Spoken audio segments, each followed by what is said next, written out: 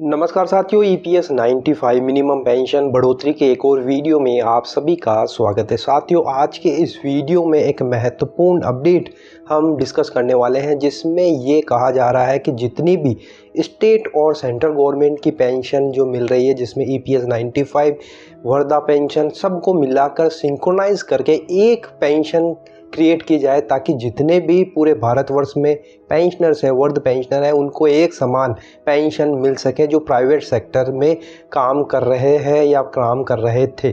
तो बहुत ही important discussion आज के इस वीडियो में हम करने वाले हैं। वीडियो को आप अंत तक जरूर देखें। अगर आप ईपीएस 95 के पेंशनर हैं तो आपके लिए बहुत ही इंपॉर्टेंट हो जाता है। वीडियो को अंत तक जरूर देखिएगा। तो यहाँ पर ये देख सकते हैं, यहाँ लिखा है ईपीएस 95 मिनिमम पेंशन। ये पूरा इंग्लिश में है, मैं हिंदी में इसका अनुवाद करता चलूँगा ताकि आपको पूरी क्लियरिटी हो जाए। तो यहाँ लिखा है, नो पार्टी और government is ready to pay pension to private sector employees out of tax payers money. यानी कि कोई भी पार्टी, कोई भी दल पेंशन प्राइवेट सेक्टर के एम्प्लॉइज़ को पेंशन देने के लिए तैयार नहीं है जो टैक्स पेयर की मनी से दी जाती है। And as per EPFO, the EPS fund has no capacity to pay higher minimum pension. और अगर ईपीएफओ की बात करें तो जो ईपीएस फंड है वो इतना काबिल नहीं है कि हायर पेंशन और मिनिमम पेंशन में बढ़ोतरी की जा सके। The last high power committee which examine the issue in 2017 and 2018 period recommended a minimum pension of rupees 2000 subject to budgetary support from government. जो लास्ट हाई पावर कमेटी गठित हुई थी, उन्होंने एग्जामिन करके बताया था 2017-18 में रिकमेंड किया था कि मिनिमम पेंशन को 2000 रुपये कर दिया जाए, लेकिन उसमें भी बजटरी सपोर्ट गवर्नमेंट के द्वारा दिया जाना था। Committee submitted the report on 22 December 2018 and government is reluctant to extend any further budgetary support। ये जो कमिटी सबमिट किया था, इन्होंने अपना रिपोर्ट 22 दिसंबर 2018 को इन्होंने किया था, लेकिन जो उस समय की सरकार थी, गवर्नमेंट थी, उन्होंने इसको एक्सटेंड करने और कुछ भी तरह का बजटरी सपोर्ट देने के लिए मना कर दिया था। Government is providing 900 plus crore budgetary support to pay the minimum pension और ₹1000 मंथ।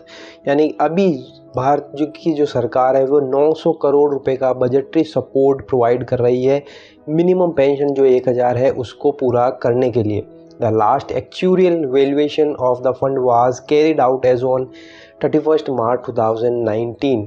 जो लास्ट एक्चुअल वैल्यूएशन हुआ था ईपीएस 90 फंड का, वो 31 मार्च 2019 को हुआ था। Evaluation of the fund as on date will determine the health of the fund. अगर आज की तारीख में वापस वैल्यूएशन होता है तो हमें एक्चुअल फंड की क्या हालत है वो पता चल सकेगी। The Supreme Court order as on 4 November 2022 will put further pressure on the fund.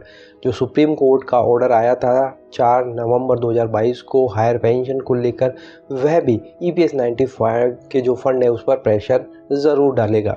In addition to above, the government is already providing about budgetary support of 7,000-8,000 crore annual in normal courses.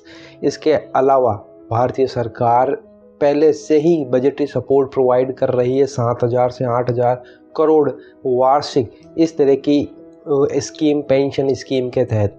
Government stand is that EPS is a defined contribution and defined pension scheme and the funds financial capacity only should be the basis for pension. Government का stand है कि जो EPS है वो एक defined contribution है, एक defined scheme के तहत ये दी जाती है, इसलिए जो भी फंड का फाइनेंशियल पोजीशन होता है, कैपेसिटी होती है, उसी के बेसिस पर पेंशन दी जाती है। आगे लिखा है, गवर्नमेंट में है apprehension that similar demand from other self finance scheme like Atal pension योजना, श्रम योजना एक्सेट्रा में crop up in future.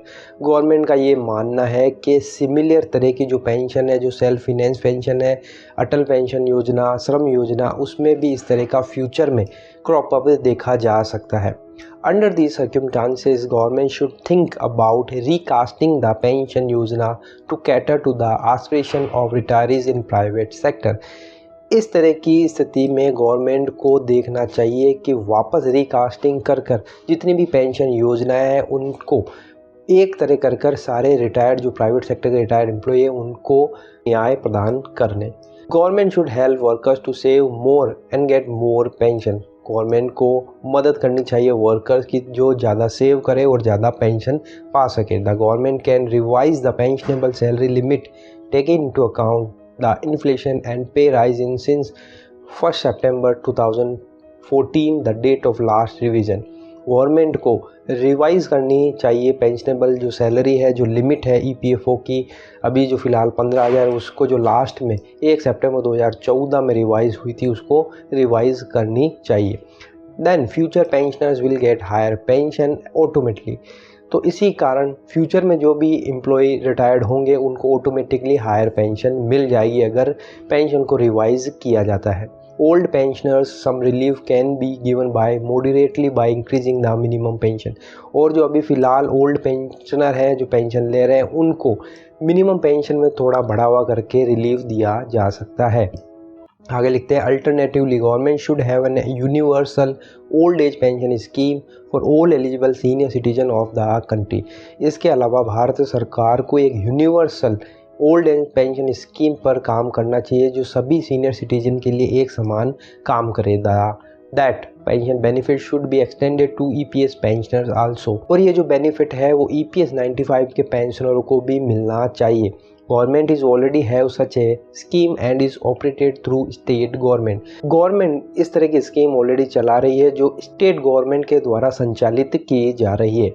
If I am right, the old age pension being given by state government include an element of central government contribution also। जहाँ तक मैं सही हूँ ये old age pension state government के द्वारा दी जा रही है जिसमें कुछ पार्ट जो है सेंट्रल गवर्नमेंट भी कंट्रीब्यूट करती है। Unfortunately all EPS pensioners are not getting such a pension including me from the States. लेकिन दुर्भाग्यवश ईपीएस 95 के पेंशनर इस तरह की ओल्ड एज पेंशन प्राप्त नहीं कर रहे हैं including me. So it has to be liberalise for private sector low paid workers as a welfare scheme of the central government. केंद्र सरकार को लिबरलाइज होकर प्राइवेट सेक्टर के जितने भी पेड वर्कर्स हैं उनके वेलफेयर के लिए इस तरह की एक यूनिवर्सल ओल्ड पेंशन स्कीम लागू करनी चाहिए पूरे भारतवर्ष में, जिसमें ईपीएस 95 पेंशनर भी सम्मिलित हो, तभी जितने भी प्राइवेट सेक्टर के एम्प्लॉय हैं उनको न्याय मिल सके। तो साथियों बहुत ही अनोखा और यूनिक आइडिया है। पूरे भारतवर्ष में एक समान जितने भी प्राइवेट सेक्टर के एम्प्लॉयज़ हैं उनको एक समान पेंशन स्कीम के दायरे में लाकर एक समान इस पेंशन प्रोवाइड की जा सके ताकि वृद्धावस्था में सभी एक समान ज़िंदगी जी सके और खुशहाल भरी ज़िंदगी जी सके। तो भारत सरकार को इस ओर ध्यान देना चाहिए। ओल्ड एज स्कीम जो विभिन्न स्टेट चला रहे हैं उनके साथ में मिलकर एक समान पेंशन पर काम करना चाहिए ताकि सभी को न्याय मिल सके और वर्गजनों को बार बार अपने हक के लिए लड़ाई ना लड़ना पड़े। तो आई होप भारत सरकार तक ये बात पहुंचेगी और ये आइडिया इम्प्लीमेंट करने में भारत सरकार ज़रूर अपना रुख दिखाएगी। तो साथियों आपको ये आइडिया कैसा लगा है, ये जानकारी कैसी लगी, कमेंट बॉक्स में अपनी राय ज़रूर बताइए। अगर वीडियो आपको अच्छा लगा तो लाइक शेयर ज़रूर कर दीजिएगा। फिर मिलते हैं एक नई अपडेट के साथ में, तब तक के लिए अपना ख्याल रखिए। जय हिंद जय भारत। 75 लाख ऐसे कर्मचारी हैं जिन्होंने